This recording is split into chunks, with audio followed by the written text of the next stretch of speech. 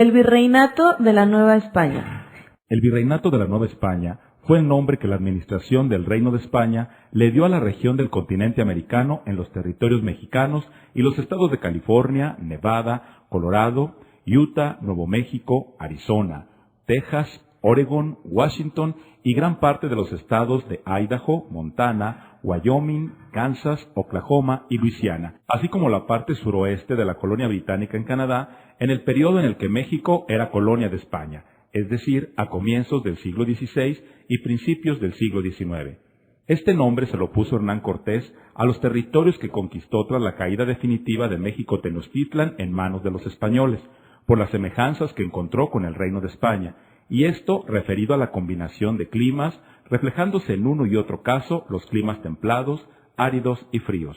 Este virreinato fue una fuente muy importante de ingresos para el Reino de España, en el que había importantes centros mineros como los de Guanajuato, San Luis Potosí e Hidalgo, así como centros de exportación de riquezas más escasas en los territorios peninsulares. Antes de la llegada de los conquistadores españoles, la zona estaba dividida en pequeños reinos, los cuales se aliaron a la llegada de estos, sobre todo por una especie de temor a los dioses, de terror religioso que invadió a todos los pueblos indígenas.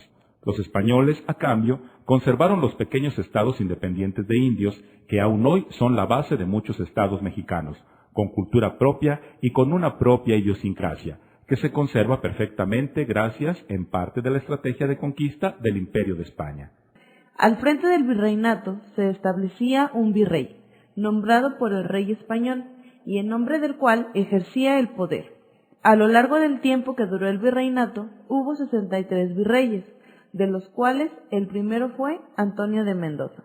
Para que el funcionamiento del virreinato fuera el correcto, fue necesaria la participación y colaboración de los pueblos indígenas. Se trataba, pues, el virreinato de un sistema de dominio indirecto en el que se ejercía el poder a través de los caciques indígenas, y de ahí que fuera tan fundamental su colaboración, convirtiéndose esto en el punto fuerte y en el punto débil del sistema.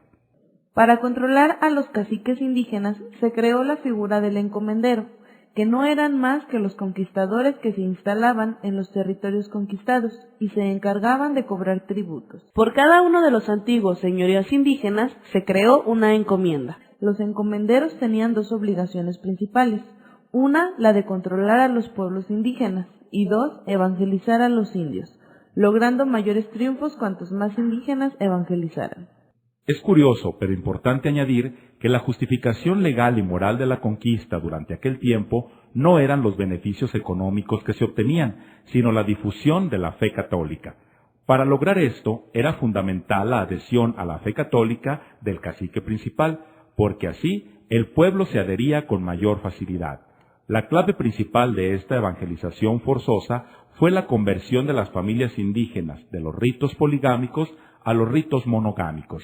Para ello hubo que cambiar costumbres y legislación, por lo que fue necesario el apoyo de las autoridades.